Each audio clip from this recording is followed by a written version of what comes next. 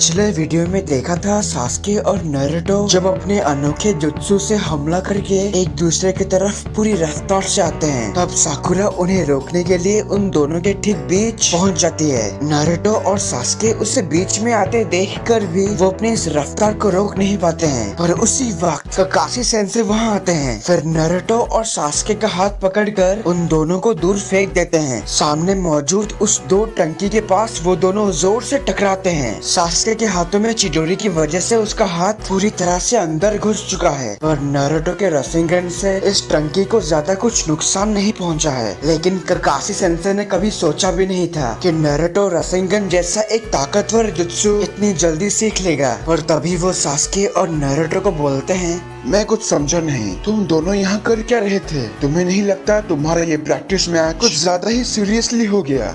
यहाँ सास्के बड़ी मुश्किल से अपना हाथ उस टंकी से बाहर निकालता है, तो उसका हाथ बाहर आते ही टंकी के अंदर का पानी जोर से बाहर निकलता है। और सास्के नारुतो के उस हमले के असर को देखकर उसे खुशी होती है कि उसका वो हमला चिडोरी से ज्यादा ताकतवर भी नहीं है। पर तभी काकाशी सेंसे पलक झपकते ही उस टंकी के ऊपर बैठकर सास्के को बोलते हैं, तुम अभी क्या सोच रहे हो सास्के? क्या तुम नारुतो को मारना चाहते हो? वो चिडोरी जो मैंने तुम्हें सिखाया था वो अपने खुद के दोस्तों पर आजमाने के लिए नहीं था। पता नहीं सास्के तुम कब बड़े होगे। वेल सास्के उन्हें कुछ बोलने के बजाय वो यहाँ से जाने के लिए एक दूसरे घर में कूदता है और काकाशी सेंसे वैसे कुछ कर नहीं पाए। पर सास्के को इस तरह जाते देख साकुरा वही करती है जिसमें वो सबसे ज्यादा माहिर है। I mean रोती है, और क्या कर सकती है वो। लेकिन सास्के उस हॉस्पिटल से नीचे कूदने के बाद वो कुछ ऐसा देख लेता है जिस वजह से उसका दिमाग और भी ज्यादा गर्म हो जाता है, और वो है नारुतो का वो रसिंगन जिस टंकी से टकराया था। भले ही वो सामने से उतना असर ना दिख रहा हो, लेकिन पीछे से उस टंकी का कुछ ऐसा हाल हुआ है। तो ये सीन देखने के बाद सास्के के मन में जितने भी डाउट्स थे वो सब कुछ क्लियर हो जाता है। I mean, वो पहले ये सोचता था कि नारुतो शायद उससे थोड़ा ताकतवर हो गया है, पर इस नजारे को देखकर वो पूरी तरह से श्योर हो चुका है कि नारुतो शायद नहीं सच में उससे भी ज्यादा ताकतवर हो चुका है। दूसरी तरफ ओरोचिमारू के वो 4 अजीबोगरीब निंजा फाइनली हमारे विलेज में पहुंच जाते हैं। तो यहाँ आने के बाद वो बहुत ही गुप्त तरीके से सास्के को ढूंढने में लगते हैं। यहाँ काकाशी सेंसे अभी तक उस टंकी के ऊपर बैठे हैं, तभी जिराया भी यहाँ आते हैं और उन्हें देखकर काकाशी सेंसे बोलते हैं,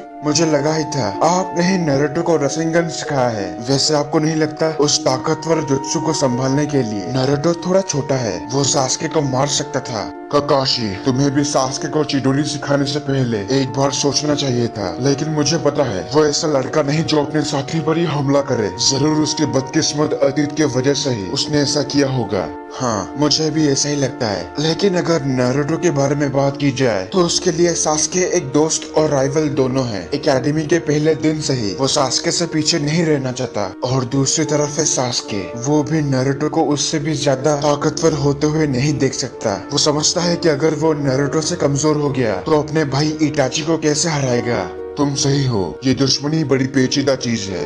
वेल अभी के लिए मैं नारुतो को आप पे छोड़ता हूँ। जिराया को ये कहने के बाद वो साकुरा के पास आते हैं जो अभी सास्के की वजह से रो रही है। तो काकाशी सेंसे उसे बोलते हैं, साकुरा चिंता मत करो, देखना सब कुछ पहले जैसा हो जाएगा। ठीक है तो फिर मैं चलता हूँ। काकाशी सेंसे ये बोलने के बाद वो यहाँ से चले जाते हैं। पर साकुरा उनसे ये सुनकर उसे थोड़ा अच्छा लगता है। लेकिन नारुतो उसके पास आकर बोलता है, सुनो साकुरा, ये हम दोनों का मामला है और तुम इससे दूर रहना।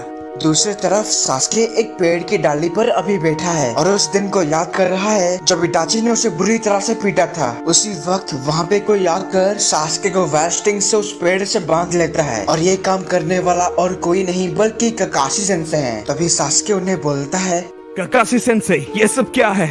माफ करना सास्के, पर मैं जानता हूँ मेरी लेक्चर सुनने के लिए तुम शांत होकर नहीं बैठोगे, इसीलिए मुझे ये करना पड़ा। अब सास्के मेरी बात ध्यान से सुनो। तुम्हें भूलना होगा उस बदले को जो तुम अपने भाई से लेना चाहते हो।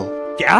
मैंने बहुत से लोगों को देखा है जो बिल्कुल तुम्हारी तरह महसूस करते हैं। मेरी बात मानो, जिस बदले की रास्ते पे तुम चलना चाहते हो वो तुम्हें कभी खुशी नहीं देगा। अगर तुम इस रास्ते पे चल के कामयाब हो भी गए उसके बाद तुम्हारे पास कुछ नहीं बचेगा, कुछ भी नहीं। चुप रहो। आप जानते भी हैं मुझे कैसा लगता है। आपके लिए कहना आसान है, एक बार खुद को मेरी जगह रख के देखो, फिर आपको उस तकलीफ के बारे में पता चलेगा। शांत हो जाओ। अगर मैं उन सारे लोगों को मार दूं जो आपके लिए खास है, तब आप जानोगे कि वो तकलीफ कैसा होता है।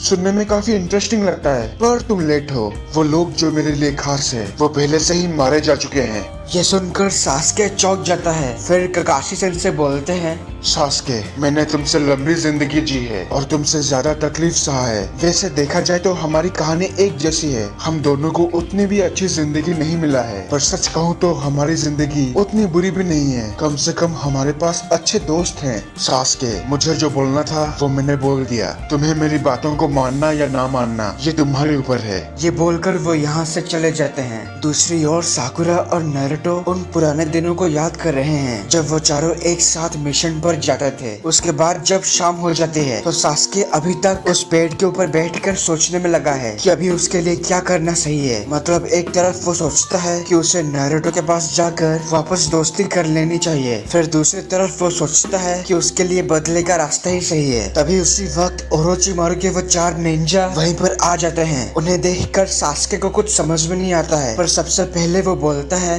कौन हो तुम सब? हम हैं साउंड निंजास। मैं हूँ किडोमारू। मैं हूँ साकॉन। मैं हूँ जिरोबो। और मैं हूँ तायुया। उसके बाद वो चारों उस पर हमला करते हैं एक साथ, लेकिन सास्के आसानी से उन्हें हरा देता है। पर वो देखता है कि चारों असली नहीं बल्कि सब्स्टिट्यूशन है। असली 4 ठीक उसके पीछे खड़े हैं। तभी सास्के उन्हें बोलता है, मैं तुम सबको चेतावनी देता हूँ, चले जाओ यहाँ से, मेरा मूड आज बहुत खराब है। और यहीं पर इस एपिसोड की एक्सप्लेनेशन खत्म होती है। अगर आपको ये वीडियो अच्छा लगा तो प्लीज लाइक और कमेंट कीजिए, और अगर आप मेरे चैनल पर नए हो तो इसे सब्सक्राइब करने के साथ उस बेल आइकॉन को भी दबा ही दो। तब तक के लिए खुश रहना। मैं मिलूंगा आपसे अगले वीडियो में। पीस।